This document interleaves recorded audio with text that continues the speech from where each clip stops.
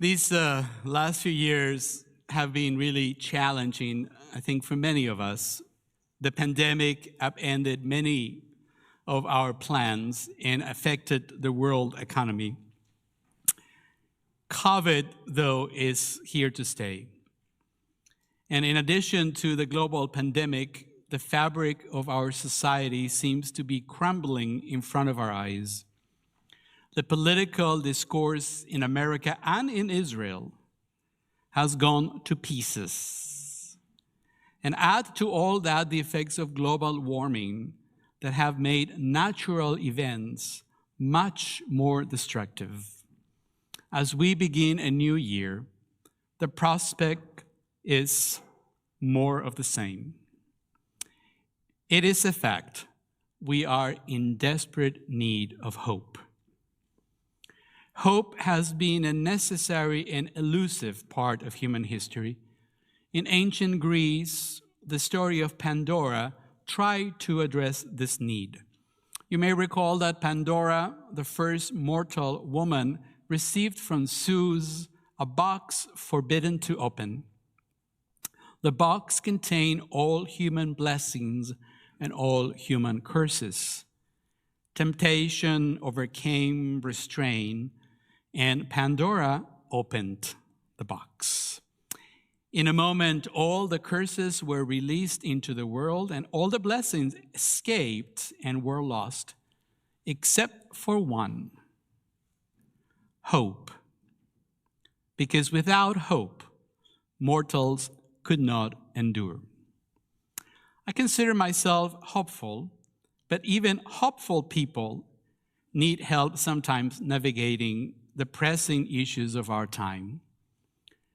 Recently, a book about hope crossed my desk.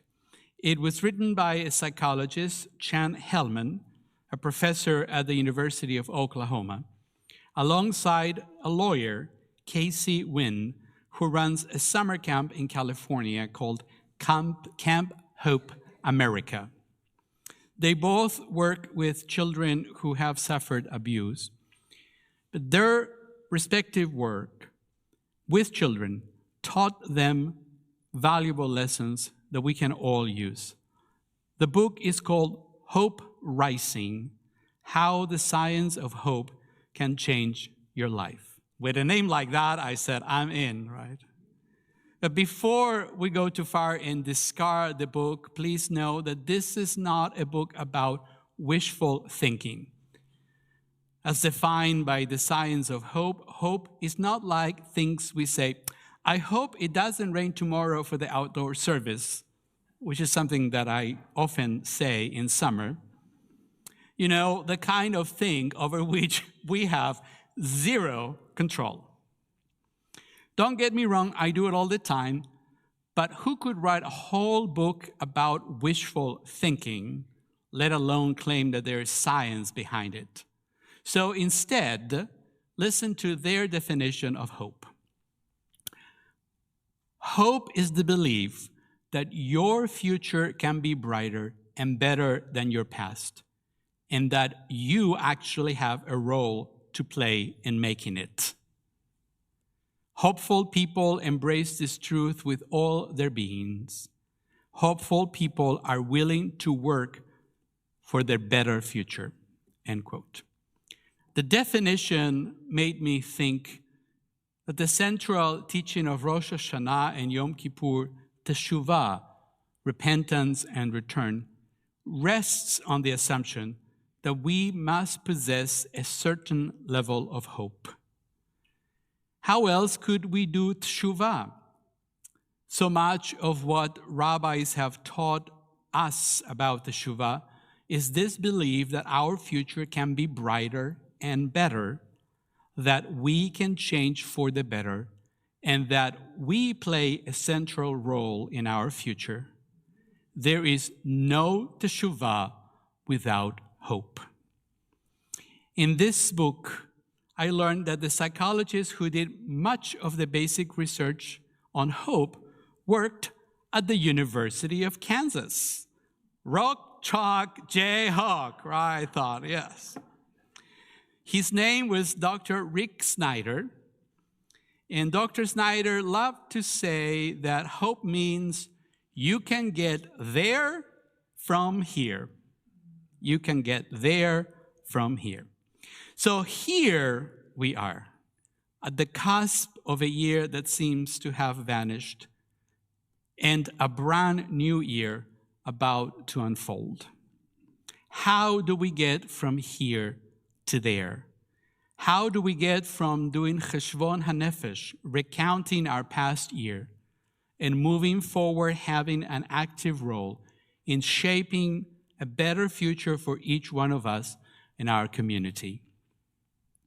Cheshbon hanefesh, looking at our actions during the past year, is not a mere memory exercise. Mind you, I can't remember what I had for dinner on Monday. So think about the whole year. I'm not sure I can do it. Because Cheshbon hanefesh is an exercise in telling our story. Think for a moment. What story do you tell about yourselves?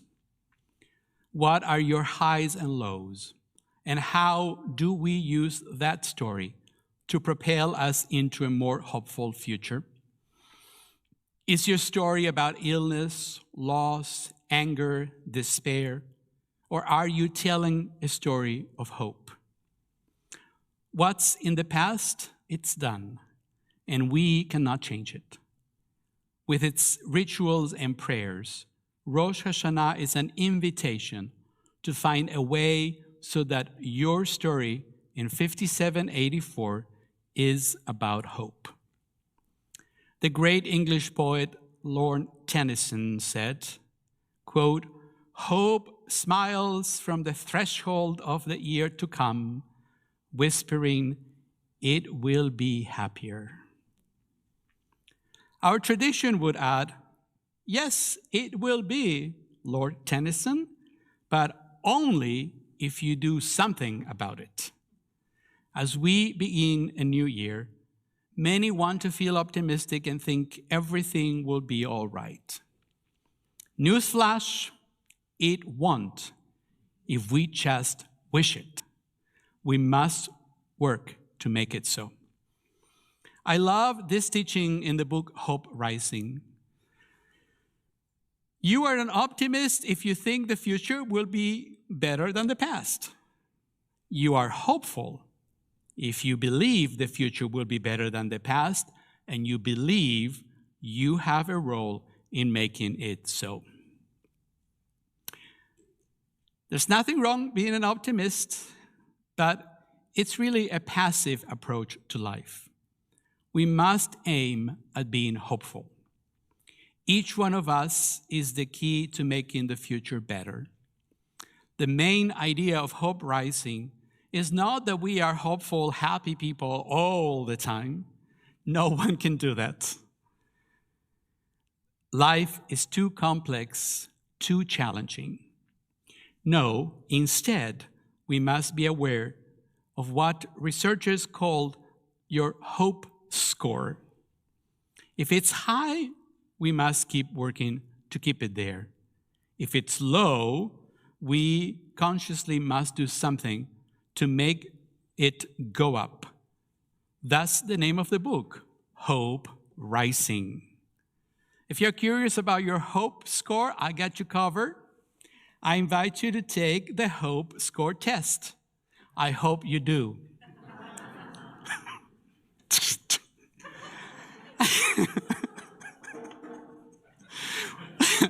We'll make available through a QR code. Everything these days is through a QR code. Thank you to the Zuckers for their expertise. The QR code is already in the Ulam. There's some cards there. You can take them. And it's also going to be in our weekly email. As I go through my Cheshbon HaNefesh, I want to know where my hope score stands. We're not sharing it. Our hope score is a baseline, a starting point from which hope can rise. Hope Rising is about sustainable hope, how we can choose moral, healthy goals and pathways and sustain them through life's trials and challenges. Hope is a verb, and teshuvah is an exercise in hope rising. No one had only good things in the year that just ended. I'm sorry if you faced more than what seemed necessary or fair. I understand that we often struggle to find hope during great adversity in our lives. This is the constant process of our lives: goal setting, regoaling, pathways, and perhaps alternative pathways. This past year might have included difficult times, even real trauma for some of us. I will turn to the connections between trauma, and hope tomorrow morning as we look at the Akedah, the almost sacrifice of Isaac by his father Abraham. But this evening, let us focus on why hope is so important and why we should hope more. Dr. Snyder once wrote, quote, "If a miracle happened and you could have your life be exactly the way you wanted it, what would it be like?" Your journey to higher hope begins with an honest appraisal of who you are, how you think about your life, what you want for yourself, and how you can get what you want, end quote.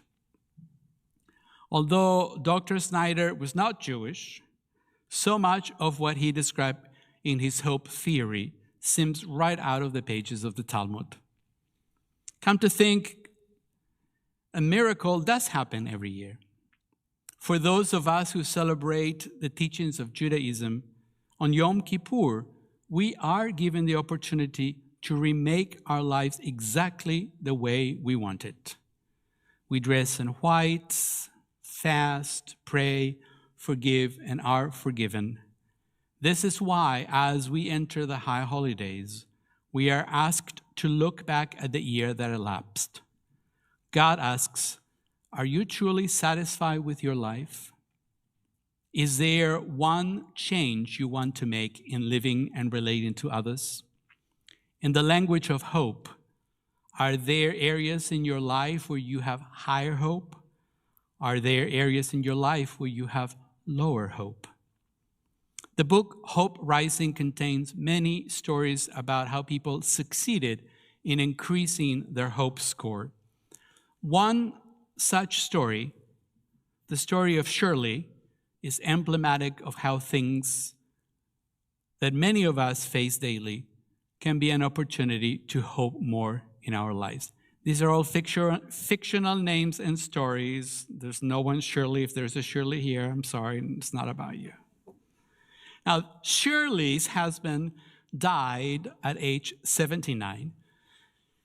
After 58 years of marriage, his sudden death from a heart attack was devastating. He was her best friend, the love of her life, and her caregiver as she struggled with the beginning signs of dementia. Though 81 years old, she had never lived on her own, never paid a bill, and never even planned a trip by herself. Shirley wondered, was there another chapter in her life? Shirley could no longer live alone, so her children sold her home and moved her into an independent living apartment in one of those continuing care retirement communities. She agreed she would try to learn to live on her own. But filled with fear and doubt, it was hard to imagine life without her soulmate. Nights were the worst, but mornings were not much better. She would lay in bed and wonder why she should get up.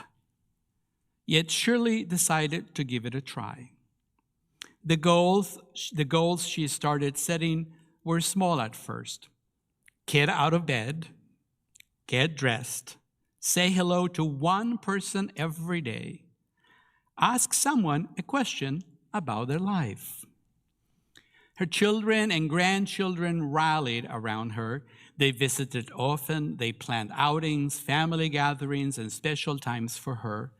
Her goals grew. Decorate the apartment for Hanukkah. Bake a challah for a friend.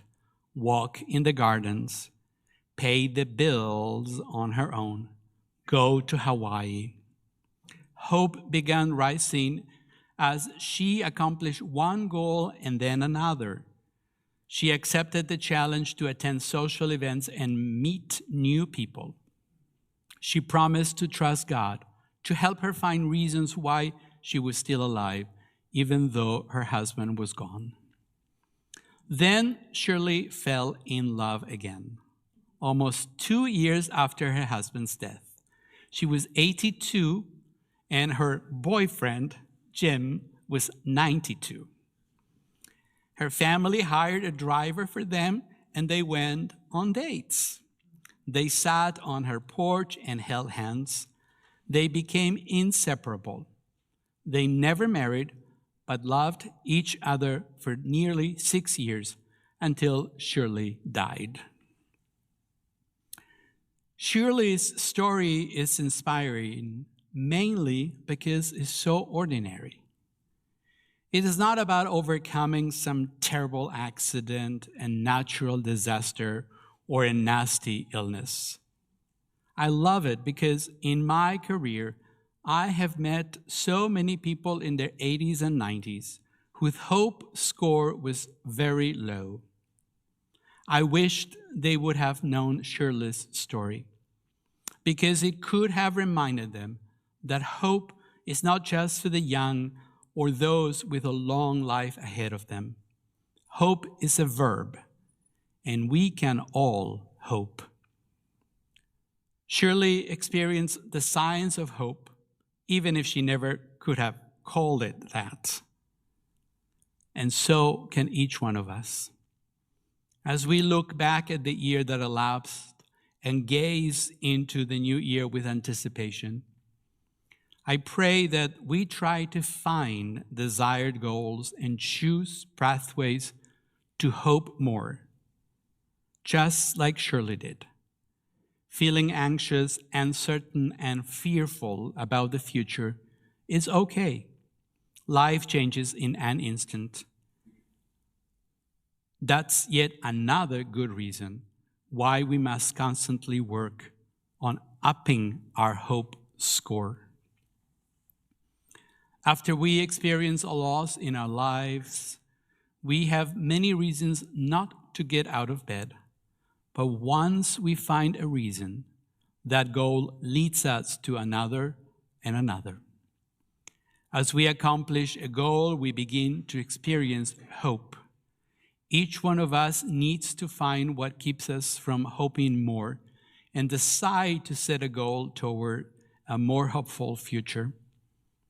Goals and pathways are one thing we can do to bring more hope into our lives. Rosh Hashanah is an invitation to set new goals and find pathways to get from here to there. In doing so, will help us increase hope-oriented feelings. Rabbi Isaiah Horowitz, writing in the 17th century, comments on the 3 calls of the shofar. Each series of blasts begins and ends with tekiah, a whole note. But in between comes shvarim and truah, broken notes. So it is with us in our own lives. We begin whole. Along the path of life, we become broken through pain, mistakes, loss, failure, illness, and weakness. Our hope score decreases, and we struggle to see a way forward. The calls of the shofar reminds us that the final call is one whole note. The lesson is that there is hope for each of us as we begin the new year, and that we can find a sense of well-being, security, wholeness, shalom in the future. L'Shana Tova. May we all be blessed with a hopeful new year, and Shabbat Shalom.